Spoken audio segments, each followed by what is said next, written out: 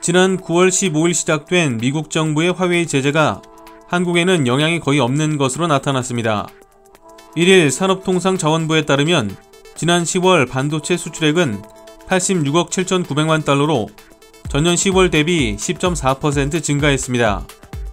중국의 반도체 수출도 26억 달러로 오히려 전년 대비 3.8% 증가했습니다. 같은 기간 미국, 아세안, 유럽연합 등 주요 수출국에 대한 반도체 수출 실적도 상승세를 보였습니다. 화웨이에 대한 수출 금지에도 국내 반도체 산업이 성장세를 유지할 수 있었던 배경에는 중국 비보, 오포, 샤오미 등 경쟁업체들의 대체 효과가 있었기 때문입니다.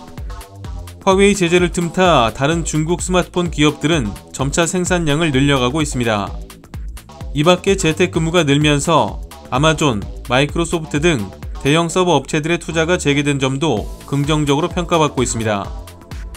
사회적 거리 두기에 따라 PC, TV 등의 수요가 증가한 것도 반도체 산업에는 호재로 작용하고 있습니다.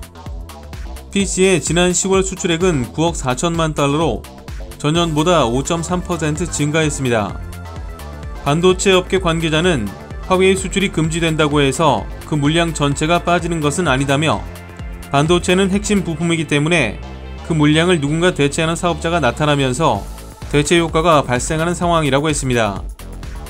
삼성전자는 지난달 29일 3분기 실적 발표 컨퍼런스 콜에서 미국의 화웨이에 대한 제재 본격화 이후 모바일 측면에서 중화권 고객사 중심으로 수요가 증가하고 있다고 밝혔습니다.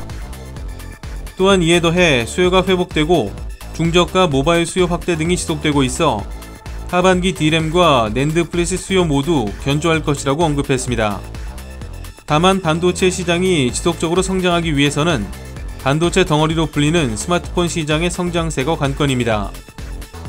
낸드 플래시 등 주요 부품에 반도체가 탑재되기 때문에 스마트폰 시장의 수요 변동에 따라 반도체 판매량이 적지 않은 영향을 받습니다.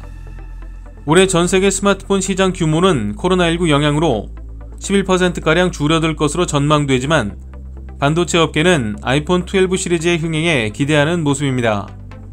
범잉치 TF 인터내셔널 증권 애널리스트는 보고서를 통해 애플이 아이폰 12 출시 첫날 24시간 동안 최대 200만 대를 판매한 것으로 분석했습니다.